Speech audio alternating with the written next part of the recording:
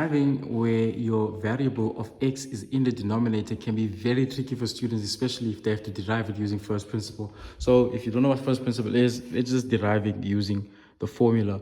Most students would know how to do it when it's like linear. The moment it's a fraction, it becomes a little bit tricky for students to navigate it. So in this video, I'll go over it. Make sure to subscribe and like the video if you haven't, and hopefully it will be informative. So as always, the first thing you have to do in first principle, it is to find your f of x plus h. So you go to the original, there's an x there.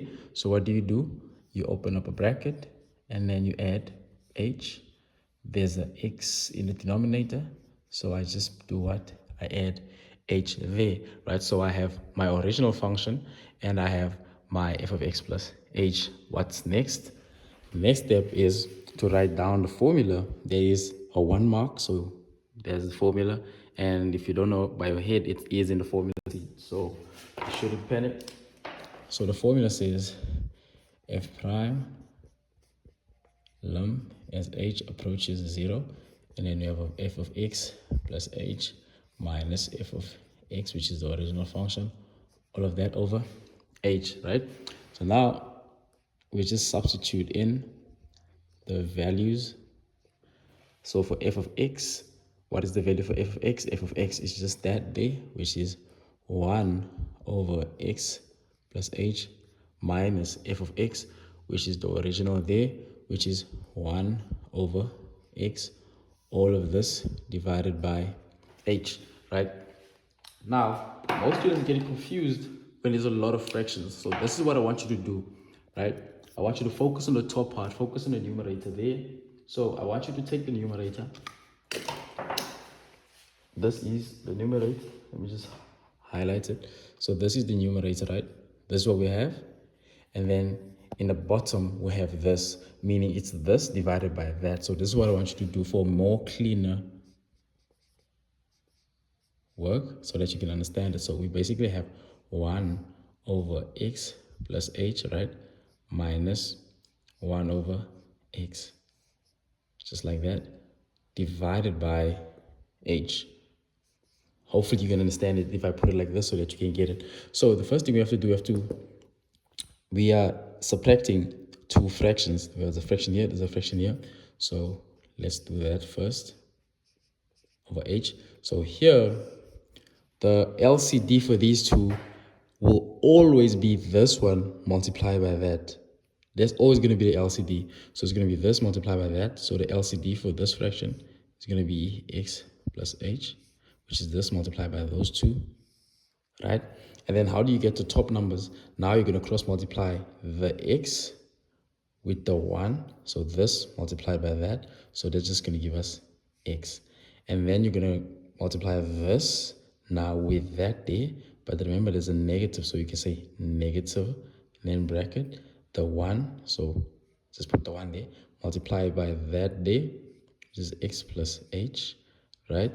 All of that divided by h. Remember, now we no longer have that fraction, now we have these two fractions, and it's more cleaner like that.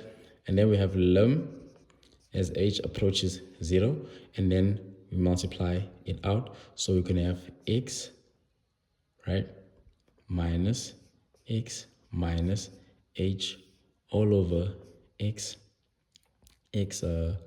squared. So it's going to be this and that, that and that, in case you don't see it. So it's going to be x squared plus x h, right? All of that divided by your h here. Does it make sense? Now, what's going to happen to these two? So this one and that one will cancel out because you have a positive x and a negative x. So leaving us with lum as h approaches 0. So we have negative h all over x squared plus xh divided by h. Now this is simplified and that is also simplified. Now we have to change the division sign and flip that one there. But now, a key step that you shouldn't forget, remember, 10 is the same as 10 over 1, right? So if I ask you to flip 10, it will be 1 over 10. This is why I want you to understand that. Remember here, we're trying to flip this division sign into a multiplication sign, right? So we have to flip this one also. So we're going to have lim as h approaches 0. That's lim there. As h approaches 0, so we're going to have this by this fraction. Now this is going to change to multiplication. That's going to change to multiplication. And that will flip. So we're going to have 1 over h. The same way we had 10 and 10 is that. We just flip it. It's going to be 1 over 10. So this is what we have. Now because of that, things are going to cancel out. So now what will cancel out?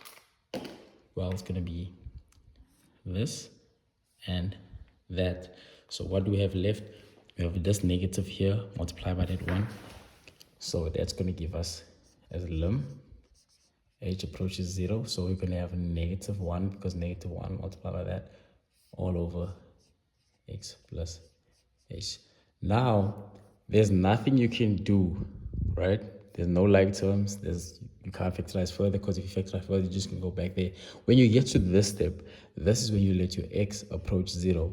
Now remember, you're going to write lim the whole time, but the moment you let your x approach 0, you don't write lim. You just write this, and where you see a h, you let your h approach 0, meaning you substitute the 0 where the h was, and therefore this will give us negative 1 over x squared, and that is your answer. But remember, you're doing first principle. You can always check if your answer is correct if you derive it using the rules. Now let's take the original function. So the original function is 1 over x. Now if you were to derive this using the rules, we know that we can't derive yet if our x is in the denominator. So we first have to take the x up, so it's going to be x to the power of negative 1. Remember, the 1 was positive, now it's negative 1. And now we derive normally, so negative 1 multiplied by that. So f prime will be negative 1 multiplied by 1. That's just negative 1. And then decrease that by 1. That's x to the power of 2. But remember, we cannot leave our answer as a negative exponent. So we're going to have negative 1, right, at the top. And then this in the denominator. But now the power will be positive. Notice when you derive it in this short method, the same answer is what you get when you derive it using what? The long method, right? Now, first principle is deriving using this method here, and then that's how you check it. When they say first principle, this is what they mean. Use the formula, and then obviously you can check if your formula answer is right. But this, with adequate steps, with adequate practice, it should come easy. So this is what I want you to do. I want you to do the same thing I did, but instead of being a 1, I'm gonna put a 2 here. Do the same exercise. Try to see if you understand it, and you should get to the same answer. It's just with a 2 there, right? Practice it, and hopefully this video was helpful. And if it wasn't, maybe you can leave a dislike. But if it was helpful, leave a like. Appreciate it. See you on the next one.